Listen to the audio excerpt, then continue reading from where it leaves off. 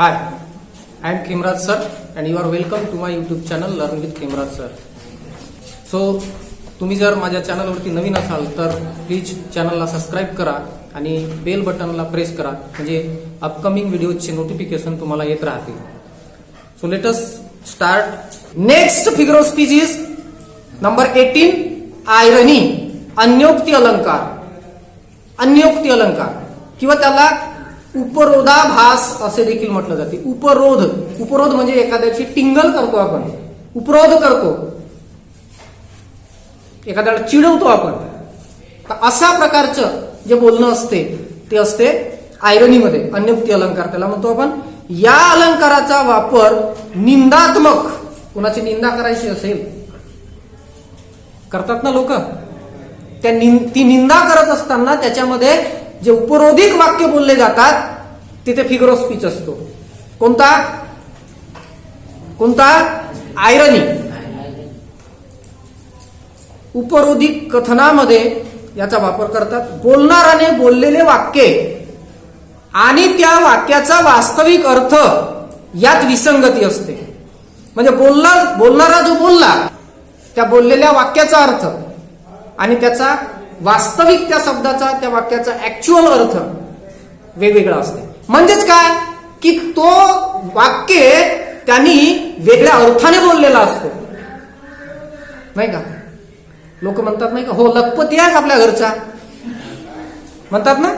मग तो कोणाला म्हटलाय? ऍक्च्युली याच्याजवळ पैसा पाणी संपत्ती नाही आहे आणि त्याला निंदात्मक पद्धतीनं, टीकात्मक, उपरोधिक त्याला बोलत आहे. हा लखपतीचाच आपल्या घरचा म्हणतात की नाही. आता त्याचा अर्थ काय होतो? लखपती आहेस आपल्या घरचा, त्याचा अर्थ काय होतो? लाखो संपत्ती आहे, त्याच्याजवळ लाखोची संपत्ती आहे. जसं पहा,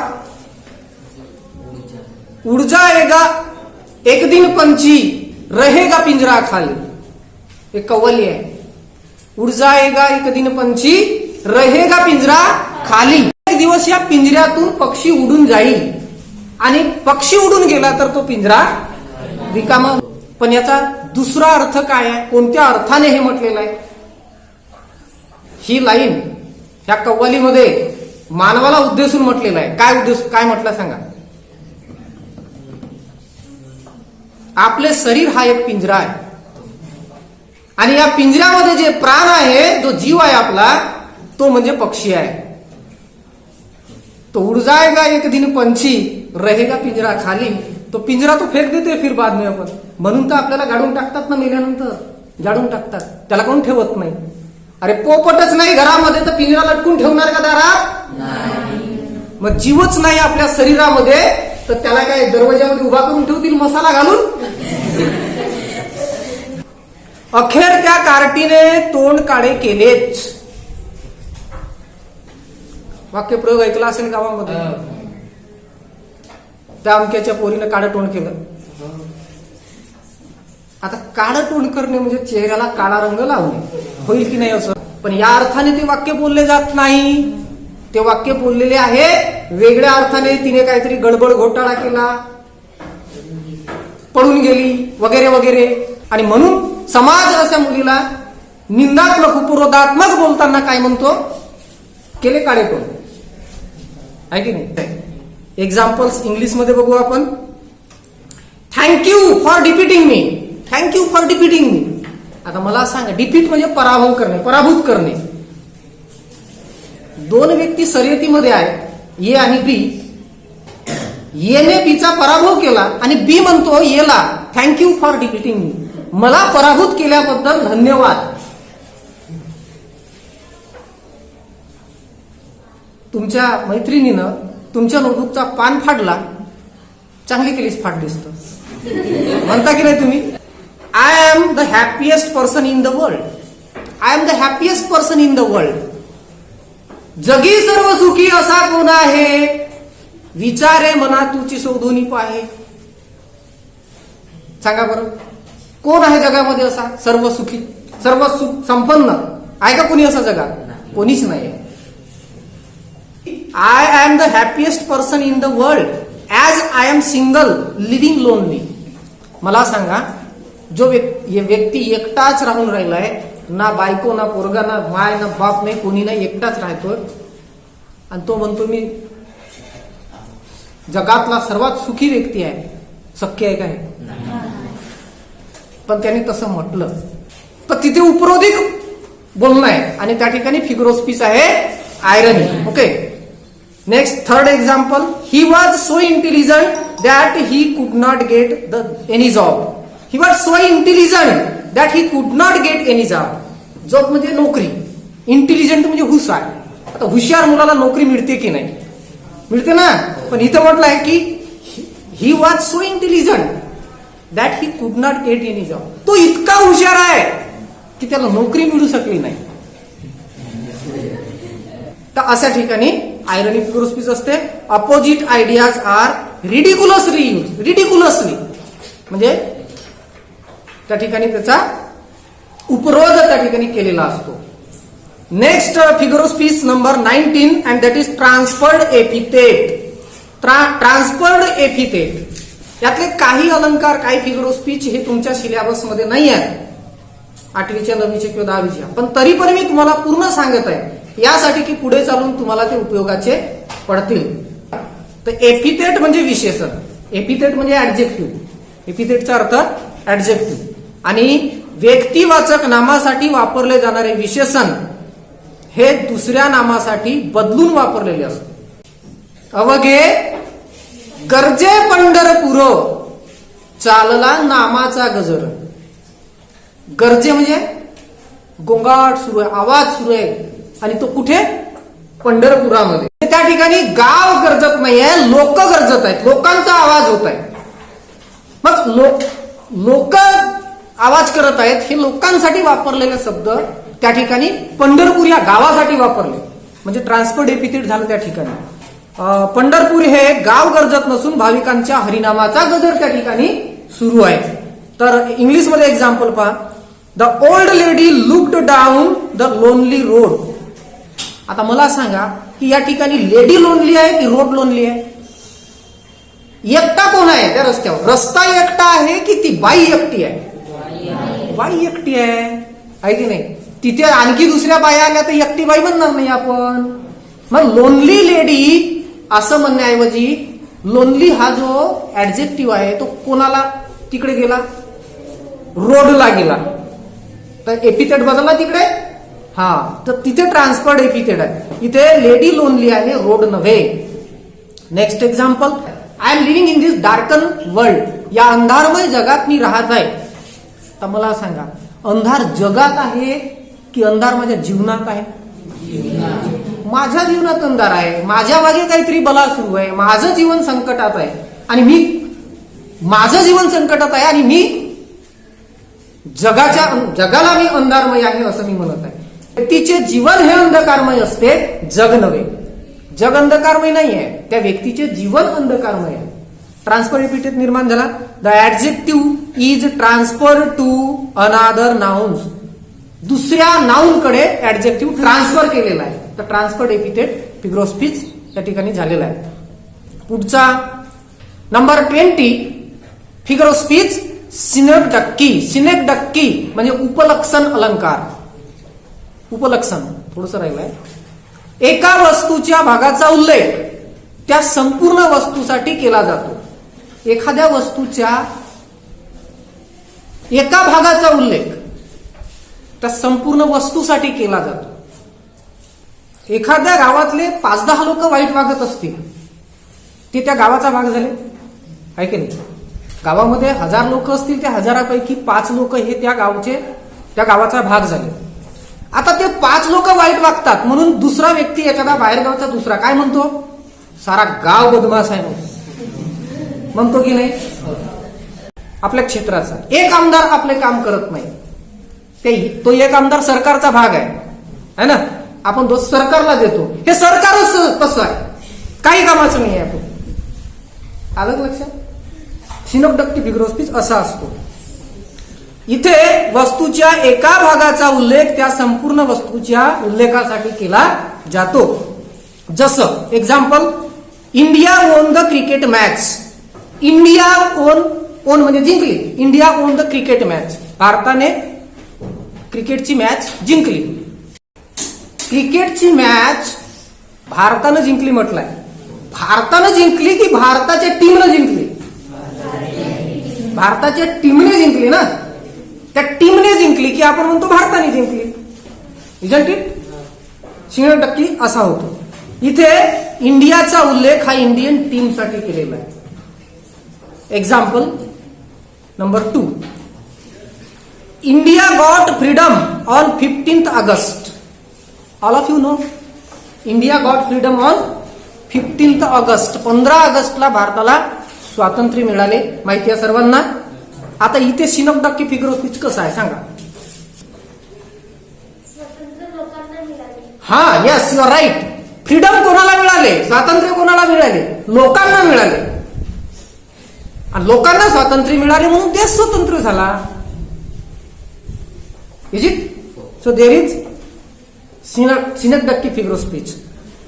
number 21. Figure of speech is 21. Paradox. Paradox. Paradox म्हणजे उपलक्षण, विरोधाभास. मग अशी सुद्धा एक विरोधाभास नावाचा फिगर ऑफ स्पीच गेला होता. मराठीच्या अर्थाकडे जाऊ नका. इथे पॅराडॉक्स म्हणजे काय होते? ओळीतील सुरुवातीच्या आणि शेवटच्या शब्दात परस्पर विरोधी विचार किंवा विसंगत कल्पना मांडलेल्या असतात, तिथे पॅराडॉक्स असतो. तर्कबुद्धीने जर विचार केला तर त्या ठिकाणी ह्या गोष्टी सत्य निघतात. तर्कबुद्धीने विचार केला तर त्या गोष्टी सत्यही निघतात. आणि काय मांडलं असते की सुरुवातीच्या शब्दात आणि शेवटच्या शब्दात परस्पर विसंगत आयडिया मांडल्या असतात. असा एक फिगर ऑफ स्पीच गेला आपण शिकलेलो आहे की जिथे अपोजिट वर्ड्स आलेले असतात. डेड अँड लाईट, नाही का? लाईट अँड डार्क हे अपोजिट वर्ड्स एकाच लाईन मध्ये आलेले असतात. अँटीथेसिस फिगर ऑफ स्पीच आहे. तर हा अँटीथेसिस सोबत थोडासा जवळचा. तर इथे कसं असते की इथे सुद्धा त्या एखाद्या लाईन मधला सुरुवातीचा शब्द शेवटच्या शब्दाशी विसंगत असतो. विसंगत म्हणजे इकडे एक सांगितलं जाते आणि तिकडं दुसरंच म्हटलं जाते. आलं लक्षात? जाना था जापान पहुंच गया चीन. म्हणजे बोलायचं होतं वेगळंच आणि सांगितलं वेगळंच, असं त्यामध्ये निर्माण होत असते. जसं पहा, मोशन दाय रेस्ट. मोशन दाय रेस्ट. मोशन म्हणजे गती आणि रेस्ट म्हणजे विश्रांती. आता गती म्हणजे काय? जे चालत आहे चालत आहे चालत आहे म्हणजे गती, कंटिन्यूस आहे, चालू आहे. आणि रेस्ट म्हणजे जिथे काहीतरी काम स्टॉप झालाय. तर दोन्ही गोष्टी विरुद्ध आहेत की नाही? मोशन आणि रेस्ट. म्हणून तिथे पॅराडॉक्स आहे. Talking in their sleep. Talking in their sleep. Talking म्हणजे बोलणं, स्लीप म्हणजे झोपणं. Talking in their sleep. त्यांच्या झोपेमध्ये त्यांचं बोलणं होतं. आता मला सांगा, झोपलेला माणूस बोलेल का? मग इकडे काय म्हणते की टॉकिंग बोलतात आणि तिकडे काय सांगितलंय? स्लीप सांगितलंय. अजून म्हणजे दोन्ही विसंगत आयडिया त्या ठिकाणी आलेल्या आहेत.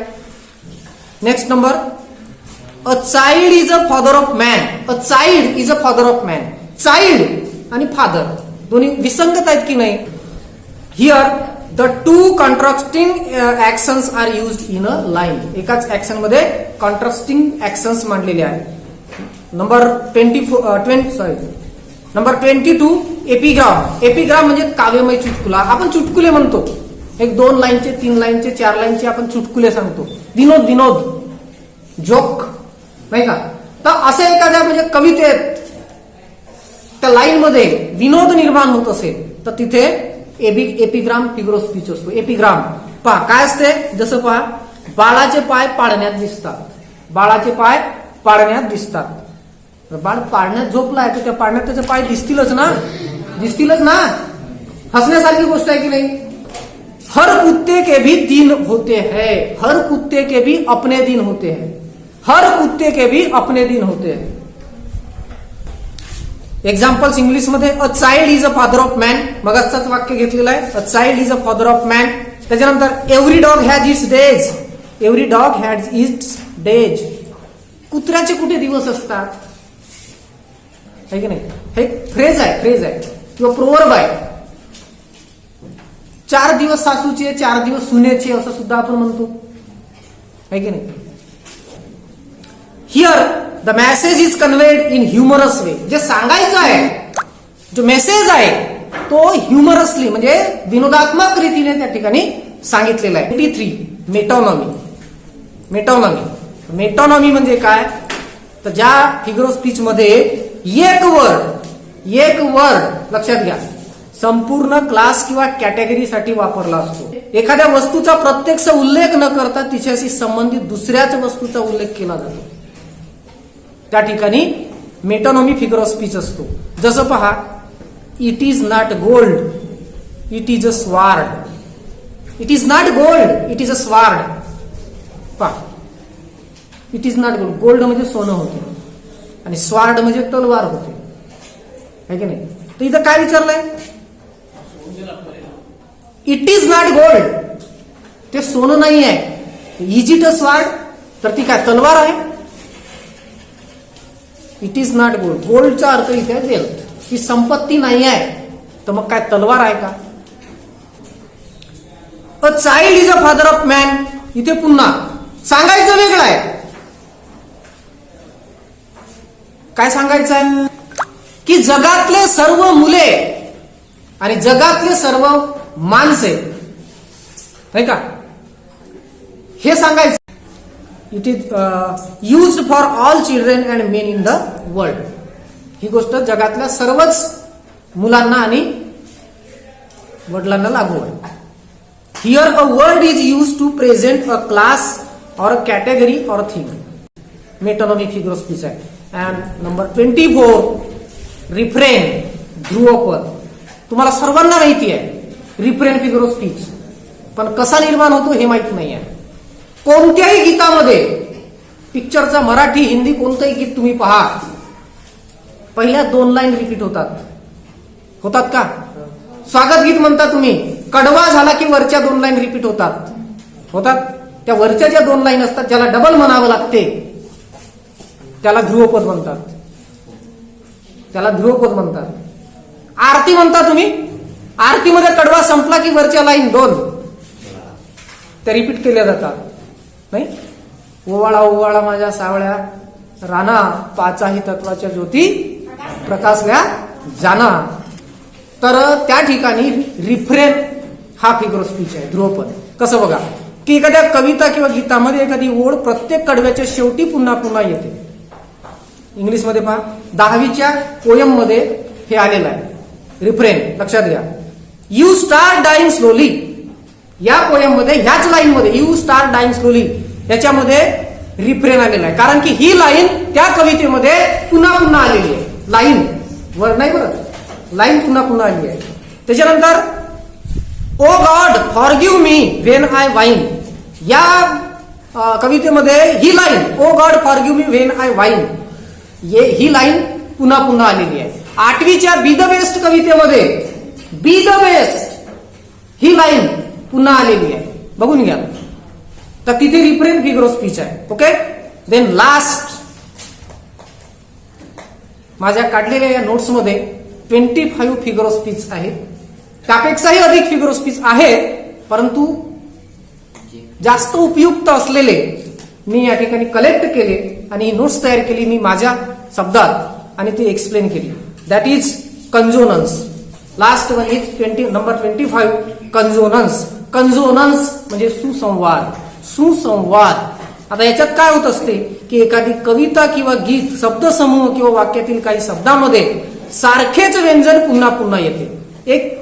एकच व्यंजन पुन्हा पुन्हा येते. जसे रिपिटिशन मध्ये एकच वर्ड पुन्हा पुन्हा येते.